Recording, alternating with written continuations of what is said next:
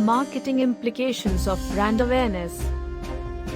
Brand awareness is closely related to the concepts of the evoked set, defined as the set of brands that a consumer can elicit from memory when contemplating a purchase, and the consideration set, defined as the small set of brands which a consumer pays close attention to when making a purchase decision. 18. One of the central roles of advertising is to create both brand awareness and brand image, in order to increase the likelihood that a brand is included in the consumer's evoked set or consideration set and regarded favorably. Consumers do not learn about products and brands from advertising alone. When making purchase decisions, consumers acquire information from a wide variety of sources in order to inform their decisions. After searching for information about a category, consumers may become aware of a larger number of brands which collectively are known as the awareness set. Thus, the awareness set is likely to change as consumers acquire new information about brands or products. A review of empirical studies in this area suggests that the consideration set is likely to be at least 3 times larger than the evoked set. Awareness alone is not sufficient to trigger a purchase. Consumers also need to be favorably disposed to a brand before it will be considered as a realistic purchase option. The process of moving consumers from brand awareness and a positive brand attitude to the actual sale is known as conversion. While advertising is an excellent tool for creating awareness and brand attitude, it usually requires support from other elements in the marketing program to convert attitudes into actual sales. Other promotional activities, such as telemarketing, are vastly superior to advertising in terms of generating sales. Accordingly, the advertising message might attempt to drive consumers to direct sales call centers as part of an integrated communication strategy.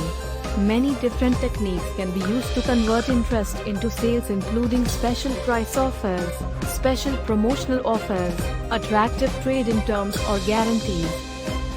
Percy and Rossiter argue that very few shoppers use lists, and this has important implications for the purchase decision and advertising strategy. Percy and Rossiter, 1992, argue that the two types of awareness, namely brand recall and brand recognition, operate in fundamentally different ways in the purchase decision. For routine purchases such as fast-moving consumer goods, FMCG, few shoppers carry shopping lists. For them, the presentation of brands at the point of sale acts as a visual reminder and triggers category need. In this case, brand recognition is the dominant mode of awareness. For other purchases, where the brand is not present, the consumer first experiences category need, then searches memory for brands within that category. Many services, such as home help, gardening services, pizza delivery fall into this category. In this case, the category need precedes brand awareness. Such purchases are recall dominant, and the consumer is more likely to select one of the brands elicited from memory.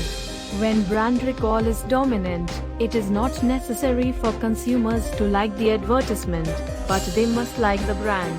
In contrast, consumers should like the ad when brand recognition is the communication's objective. The distinction between brand recall and brand recognition has important implications for advertising strategy. When the communication's objectives depend on brand recognition, the creative execution must show the brand packaging or a recognizable brand name. However, when the communication's objectives rely on brand recall, the creative execution should encourage strong associations between the category and the brand. Advertisers also use jingles, mnemonics and other devices to encourage brand recall. Brand dominance occurs when, during brand recall tests, most consumers can name only one brand from a given category. Brand dominance is defined as an individual's selection of only certain brand names in a related category during a brand recall procedure. While brand dominance might appear to be a desirable goal, overall dominance can be a double-edged sword. When a brand name becomes so well known that the brand becomes synonymous with the category, the brand is said to have gone generic.